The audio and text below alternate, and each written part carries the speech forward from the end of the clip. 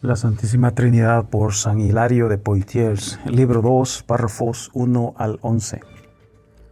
Los creyentes siempre han encontrado la satisfacción en las palabras divinas que nuestros oídos oyeron recitados desde el Evangelio en aquel momento cuando se nos otorgó el poder.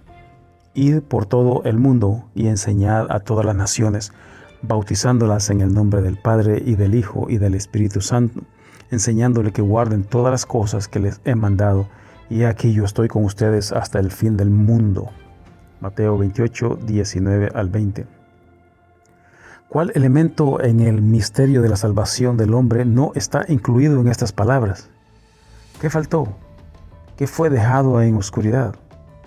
Estas palabras lo llenan todo porque vienen de la perfección divina.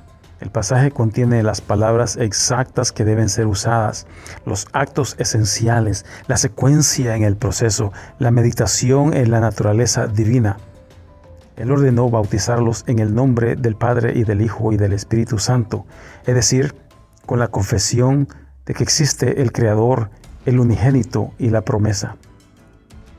Dios el Padre es uno, de quien proceden todas las cosas, y Jesucristo el unigénito es uno, por medio de quien todas las cosas fueron hechas, y el Espíritu Santo, la promesa de Dios que llena todo, es uno.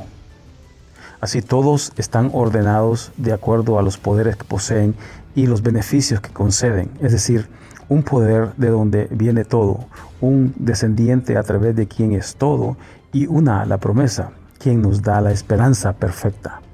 Nada escapa en la unión suprema que envuelve al Padre, al Hijo y al Espíritu Santo, o sea, infinidad en el eterno, semejanza en su imagen, nuestro gozo en la promesa. Número 2. Pero el error de estos herejes blasfemos nos obliga a tratar con asuntos que no debemos, a subir alturas peligrosas, a hablar de cosas inefables, a traspasar territorio prohibido. La fe debe obedecer los mandatos en silencio, adorando al Padre, reverenciando al Hijo, abundando en el Espíritu Santo. Pero ahora resulta que debemos usar las herramientas pobres de nuestro lenguaje para expresar pensamientos muy difíciles. El error de otros nos pone al borde de errar al atrevernos a abarcar las verdades con términos humanos, verdades que deberían estar escondidas en la veneración silente del corazón. Número 3. Muchos se han levantado quienes han dado a las palabras llanas de las Santas Escrituras una interpretación arbitraria en lugar de su verdadero y único significado, retando así al significado claro de las palabras. La herejía se basa en el significado que imponen a las palabras, no en el significado de las palabras mismas. La culpa es del expositor, no del texto. ¿Acaso es la verdad destructible? Cuando escuchamos el nombre Padre, ¿no acaso una descendencia está presente en el nombre? El Espíritu Santo se menciona por nombre, ¿acaso no existe? No podemos separar la paternidad del Padre o la filiación del Hijo. Ellos destruyen la paternidad al decir que el Hijo no es hijo por descendencia, porque un hijo no es de la misma naturaleza que la de su padre, cuando el que engendra y el que es engendrado no tienen las mismas propiedades, y el que es engendrado no puede ser hijo si su ser es distinto de la de su padre, dicen ellos. ¿En qué sentido Dios es Padre? Si no ha engendrado a su Hijo la misma sustancia y naturaleza que le son propios a Él. Número 4. Ya que no pueden hacer cambios al registro bíblico, ellos imponen teorías humanas y novedades semánticas al registro escrito. Sabelio, por ejemplo, hace del Hijo una extensión del Padre y la fe al respecto un asunto de palabras en lugar de realidad, porque hace que el Padre y el Hijo sean la misma persona. Evión, por su lado, no acepta algún origen en el Hijo, excepto de María, y lo representa no como Dios primero y luego hombre, sino primero como hombre y luego como Dios. Dice que la Virgen no concibió a alguien preexistente que estaba con Dios desde el principio, es decir, la palabra, sino que a través de la intervención de la palabra ella concibió la palabra. Entonces, significando, en su opinión, no la naturaleza del preexistente unigénito de Dios, sino del sonido de una voz sublime. De igual manera, algunos maestros en nuestros días aseguran que la imagen y la sabiduría y el poder de Dios fueron creados de la nada en el transcurso del tiempo. Hacen esto para rescatar a Dios de hacerlo Padre y así bajarlo al nivel de Hijo. Temen que el nacimiento del Hijo prive al Padre de su gloria y por tanto vienen al rescate de Dios al decir que el Hijo es una criatura hecha ex nihilo, para que Dios pueda vivir en una perfección solitaria sin un Hijo nacido de Él o que participe de su naturaleza. No es el extrañar que esa doctrina del Espíritu Santo de ellos también sea muy distinta a la nuestra, pues presumen sujetar al Espíritu Santo a un estado de criatura mutante y sin existencia propia. Así destruyen la consistencia y totalidad del misterio de la fe, rompen la unidad absoluta de Dios al asignarles naturalezas distintas, cuando todo le es claramente común. Niegan al Padre al sustraer del Hijo su verdadera filiación con Él. En su ceguera niegan al Espíritu Santo todos los hechos que le poseemos y que Cristo lo envió. Traicionan a las pobres almas mal enseñadas, enviándolas a la perdición al jactarse de la perfección lógica de su doctrina. Engañan a sus feligreses al vaciar las palabras de sus significados, pero no se dan cuenta que los hombres mismos son testigos de la verdad. Paso por alto los escollos de otras herejías como la de Valentino, la de los marcionistas, la de los maniqueos y otros. De tiempo en tiempo acaparan la atención de nuestras almas descuidadas y les resultará en fatalidad por la infección de su contacto. Una plaga es tan destructiva como la otra cuando el veneno de sus enseñanzas llega a la mente de los oyentes. Número 5. La traición de ellos nos involucra en la posición peligrosa y difícil de hacer una proclamación definitiva más allá de las palabras de la Escritura. El Señor dijo que las naciones fueran bautizadas en el nombre del Padre y del Hijo y del Espíritu Santo. Las palabras de la fe son claras. Los herejes hacen lo imposible para llevar las palabras a la duda. Por esto, no debemos agregar ningún significado a las palabras. Debemos poner un límite al libertinaje con que interpretan, y ya que su malicia, inspirada por la astucia del demonio, vacía la doctrina de su verdadero entendimiento, mientras retiene los hombres que declaran la verdad, debemos enfatizar la verdad que esos nombres declaran. Debemos proclamarlos tal como los encontramos en las Escrituras, es decir, la majestad y las funciones del Padre, Hijo y Espíritu Santo, y así detener a los herejes el robar a esos nombres el significado de su carácter divino y obligarlos a usar el significado correspondiente. No puedo entender cómo es la mente de ellos, pues han pervertido la verdad, oscurecido la luz, dividido lo indivisible, desgarrado lo irrompible y disuelto la unidad perfecta. Les parece cosa liviana dar al traste con la perfección, hacer leyes para el omnipotente y limitar su infinitud. Por mi lado, la tarea de responderles me llena de ansiedad, mi cabeza da vueltas y mi mente me espanta. Mis propias palabras son una confesión, no que sea débil en palabra, sino que tengo limitación intelectual. Aún así, la tarea me obliga a resistir al soberbio, guiar al perdido y prevenir al ignorante. Pero el asunto es inagotable. No veo un límite en mi discurso de Dios tratando de ponerlo con palabras más precisas que las usadas por Él mismo. Él ha determinado el significado de Padre, Hijo y Espíritu Santo, que son la fuente de información de la naturaleza divina. Las palabras no pueden expresar algún sentimiento, apreciar o la misma razón aprender los resultados de una investigación llevada más allá de lo debido. Todo es inefable, incomprensible e inalcanzable. El lenguaje queda corto por la magnitud del asunto. El esplendor de su luz fulgente ciega nuestros ojos. El intelecto no puede retener la extensión de su infinitud.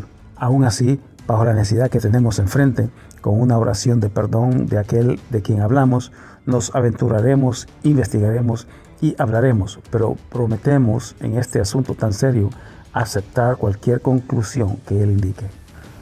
Número 6. Es del Padre que toda creación adquiere su origen. En Cristo y a través de Cristo Él es la fuente de todo. En contraste con lo demás, Él es existente en sí mismo. No obtiene su existencia de algo externo, sino que la posee de sí mismo y en sí mismo. Él es infinito, pues nada lo posee y todo lo llena. No está condicionado por el espacio porque no tiene límites. Es eternamente anterior al tiempo porque el tiempo fue creación suya. Puedes vagar en tu mente hasta donde quieras para imaginar el límite de Dios y lo encontrarás presente ahí. Extiéndete hasta donde quieras, pero siempre encontrarás más espacio hacia donde ir. La infinidad es su propiedad, así como el poder de hacer es tuyo. Las palabras te pueden engañar, pero su ser no puede ser circunscrito. Voltea las páginas de la historia y verás que siempre está presente. Si los números fallan en expresar la antigüedad que quieres conocer, debes saber que la eternidad de Dios no se ha minimizado. Prepara tu intelecto para comprenderlo como un todo. Él se escapa de ti. Dios como un todo ha dejado algo para su comprensión, pero este algo está conectado con la totalidad. De esta manera, no has comprendido completamente el total, porque solo tienes una pequeña parte en tus manos.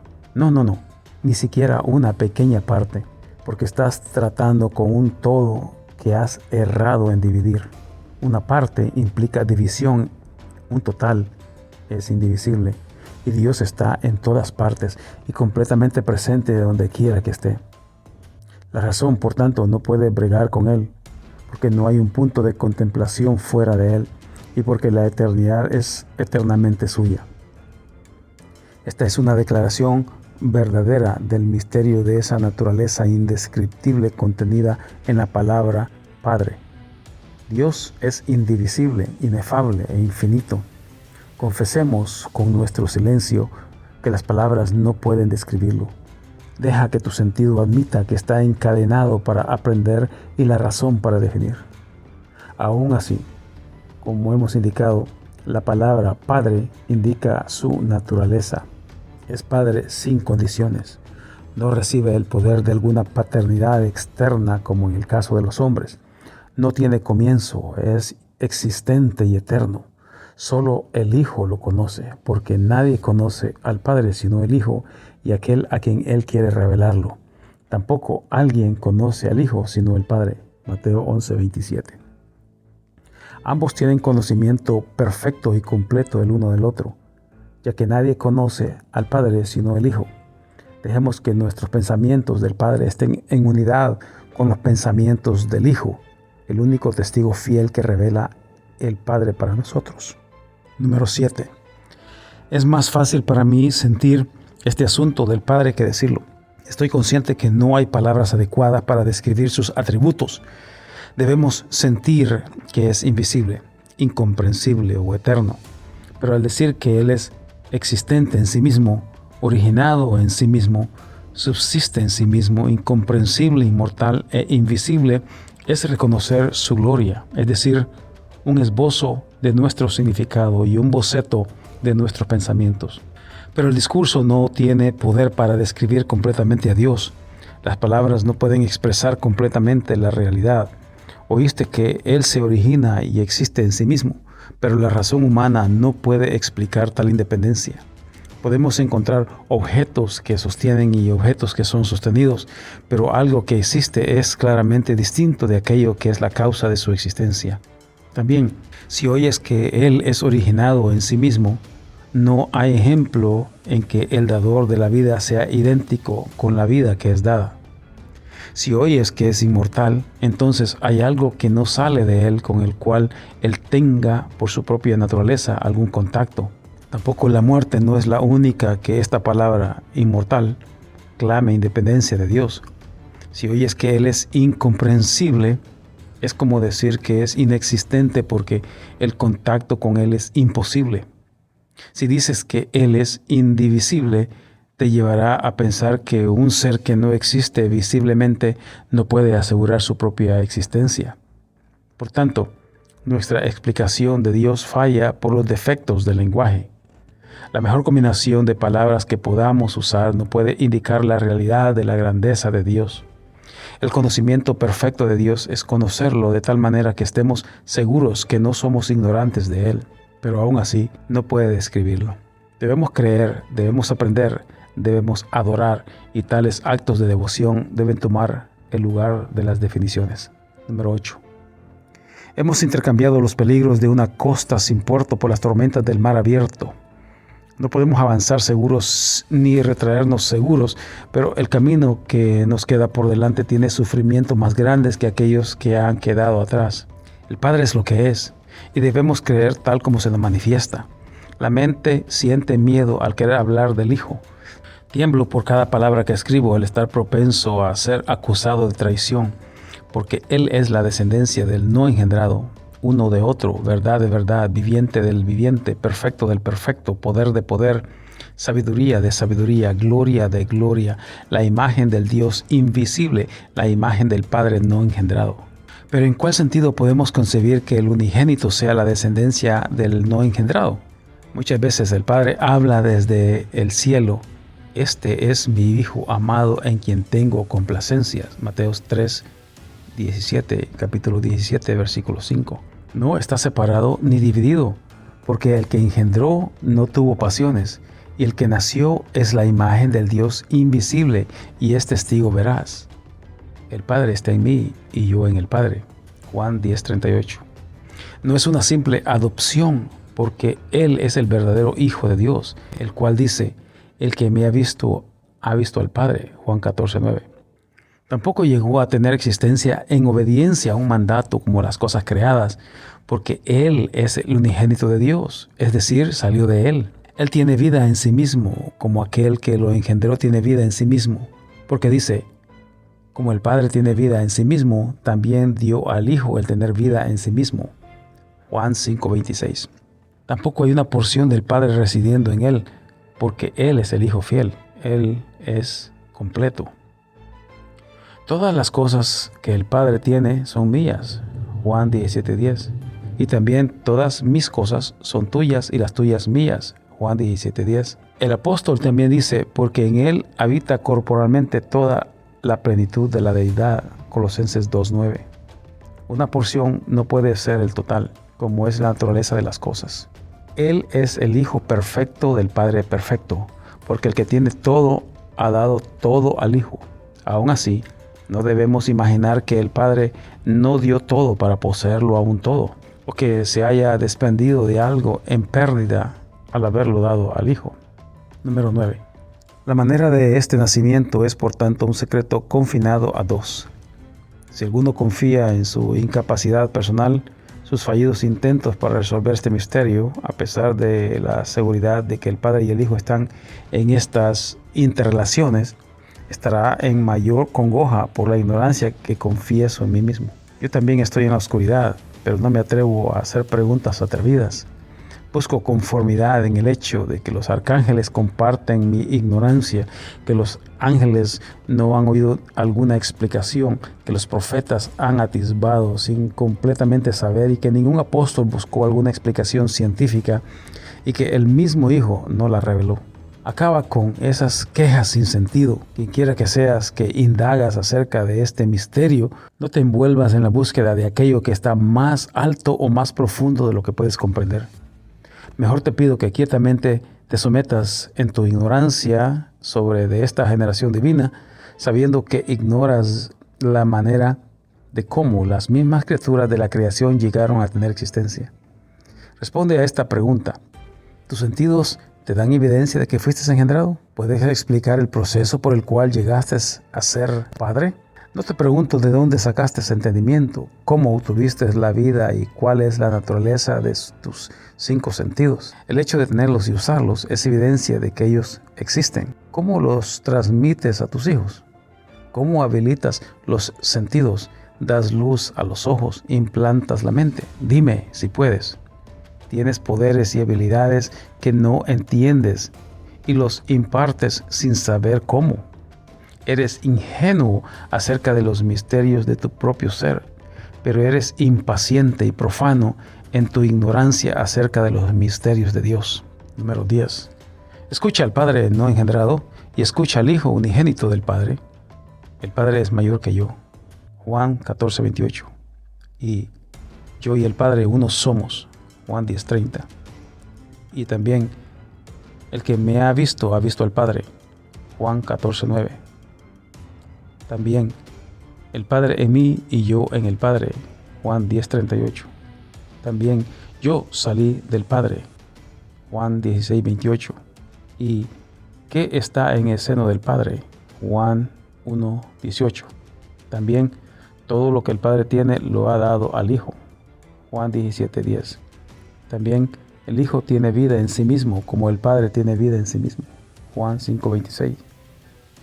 Escucha en estas palabras al Hijo, la imagen, la sabiduría, el poder y la gloria de Dios. Luego atiende al Espíritu Santo diciendo: ¿quién declarará sus generaciones? Isaías 53:8. Observa la declaración del Señor: nadie conoce al Hijo sino el Padre, y nadie conoce al Padre sino el Hijo, y aquel a quien Él quiere revelar. Mateo 11:27. Penetra el misterio, métete en la oscuridad que envuelve a ese nacimiento, ahí donde puedas estar a solas con el Padre, el Hijo y el Espíritu Santo para preguntar. Comienza, camina y persevera si puedes, pero yo sé que no alcanzarás tu destino, pero me regocijaré en tu progreso.